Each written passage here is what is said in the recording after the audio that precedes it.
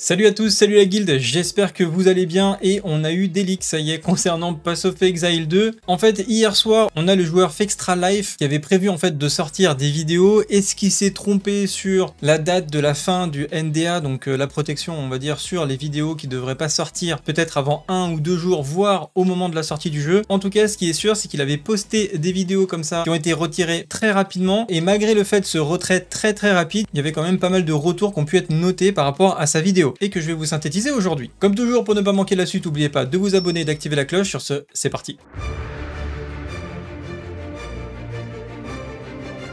Alors déjà, qu'est-ce qui s'est passé? Comme je disais, eh bien, c'est la chaîne YouTube Fextra Life qui produit pas mal de vidéos sur des RPG, MMORPG, des guides, etc. Et en fait, il avait dû prévoir un certain nombre de vidéos qui ont été sorties et retirées vraiment en quelques minutes. On peut en voir quelques vestiges dans des streams Twitch. Je vous mets les liens directement dans mon article qui est en description si ça vous intéresse, où il y avait les premiers retours en fait à chaud au niveau des tests qu'ils ont pu faire. Bref, du coup, quelle est la synthèse des différentes impressions?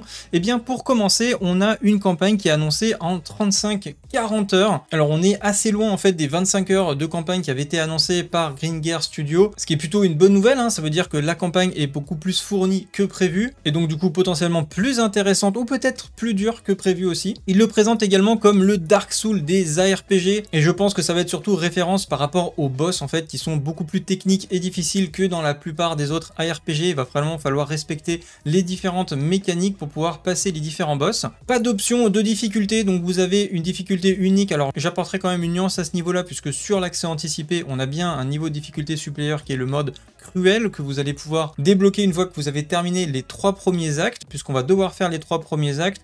Puis ensuite vous passez en mode cruel, et c'est en validant le mode cruel que vous pourrez atteindre par la suite la fin de jeu. Donc il y a bien un niveau de difficulté entre guillemets supplémentaire, mais c'est uniquement pour l'accès anticipé. Effectivement, pour la release officielle, il n'y aura pas de difficulté supplémentaire. Globalement, on annonce un jeu qui est quand même difficile, et c'est là où potentiellement, même si beaucoup de monde pense que ça va casser le milieu des ARPG, ce qui est tout à fait possible, et honnêtement, peut-être que cette excellence peut quand même attirer les joueurs plus casuals, hein, parce que même si ça leur prend plus de temps, bah finalement le jeu va être tellement insane qu'ils vont accrocher. De nombreux combats de boss exigeants, on l'a dit, une grande satisfaction après avoir vaincu les boss. Alors forcément, si vous galérez à passer un boss que vous faites défoncer à multiples reprises, quand vous finissez par arriver à le passer, c'est forcément plus gratifiant. Une ambiance proche de Dark Souls et Elden Ring, donc moi personnellement c'est pas des jeux auxquels j'ai eu le temps de jouer, tout le monde m'a dit que c'était vraiment d'excellents jeux, mais c'est des jeux qui sont connus pour être assez exigeants et difficiles avec les joueurs, et donc du coup bah, on peut espérer retrouver ce genre d'ambiance dans Path of Exile 2. Des cartes astronomiquement grandes, alors ça c'est intéressant puisque je me suis pas forcément rendu compte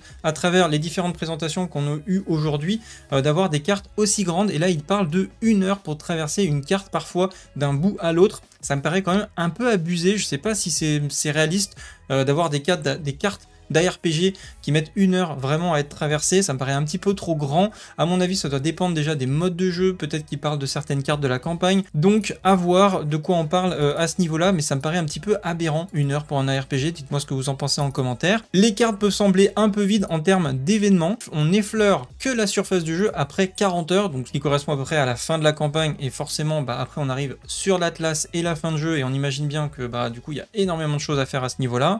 En tout cas c'est ce que la présentation nous a montré, la présentation officielle. Un grand sens de la découverte, donc là surtout pour ceux qui n'ont jamais joué à Path of Exile 1, donc toutes les mécaniques qu'on va avoir au niveau des classes, des sorts, les interactions avec les gemmes de soutien, les interactions avec le système d'ascension, avec les uniques, etc. Enfin, le nombre de possibilités de build me semble assez incroyable. Ça donne l'impression d'être 3 jeux en 1. Là, je sais pas trop comment il l'interprète, ce que ça veut dire 3 jeux en 1. Peut-être un jeu d'aventure, en même temps un ARPG, et en même temps un jeu comme Dark Souls peut-être. Une combinaison de build presque illimitée. Alors ça, je pense que c'est le cas dans beaucoup de ARPG. Après, qu'est-ce qui est méta? Parce qu'en fait, même dans Diablo 4, hein, il y en a qui vont dire oui, mais Diablo 4, on n'a pas beaucoup de choix. Non, en fait, on n'a pas beaucoup de choix dans ce qui est méta et ce qui est performant. Après, si vous voulez jouer quelque chose de off-méta, vous avez un nombre de builds qui est quand même assez impressionnant. On peut toujours faire un build par sort pratiquement si on le souhaite. Est-ce que ça sera vraiment efficace sur la fin de jeu? Ça, c'est vraiment une autre question. Donc oui, surtout que là, on voit que le nombre de systèmes qu'ils ont mis en place dans Path of Exile 2, on imagine bien que le nombre de configurations est quand même assez impressionnant. Mais après, bah, combien il va y avoir de builds méta et viables pour atteindre la fin de jeu plus ou moins facilement dans Path of Exile 2, bah ça, on va voir après au niveau de l'équilibrage. Il y a qu'un seul moyen de le savoir, c'est d'y jouer. Beaucoup plus facile de réinitialiser les compétences, donc ça c'est quelque chose qui avait été beaucoup mis en avant effectivement dans la présentation. On peut retirer les points de talent beaucoup plus facilement, vous pouvez switcher les sorts, les gemmes de soutien, etc. Donc ça a l'air très très modulable, un peu en mode Lego sur les builds, et ça a l'air vraiment très sympa. Ça donne envie de tester en fait. On peut switcher de build, on peut tester des choses, on peut tester des sorts et tout, donc ça a l'air vraiment très très très cool. Et on se sent pas enfermé, je pense, notamment au début du jeu sur un seul build, donc ça vraiment ça, je sens que ça va me plaire. Et comme il dit, réaliser 50 à 100 changements sur son build ne lui a posé aucun problème. Une direction artistique sombre et exceptionnelle, clairement inspirée par Diablo 2, bon ça on le sait, hein, c'est la base du jeu. Les détails sur les effets de compétences et le design des boss sont les meilleurs du genre ARPG, c'est le ressenti effectivement quand on regarde les différentes images de présentation sur les différentes images qui ont été communiquées. En termes d'animation, ça a l'air assez monstrueux, et encore on est sur YouTube, donc on verra quand on l'aura vraiment sous les yeux, avec la qualité à fond, etc.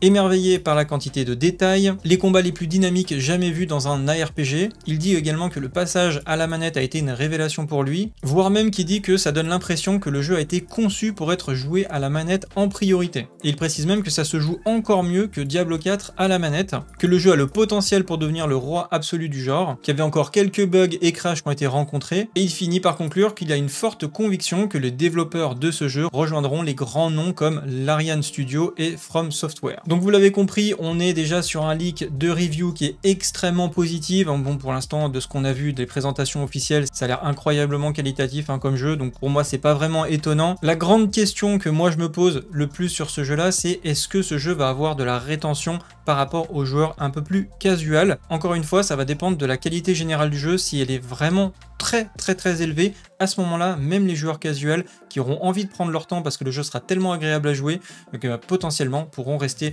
dans le jeu. Enfin, en tout cas, c'est mon petit pronostic. Et vous, pensez-vous que Path of Exile va vraiment tout détruire? Dites-le moi en commentaire. On se retrouve dans la prochaine vidéo. Sur ce, salut à tous, salut à Guild, ciao bye.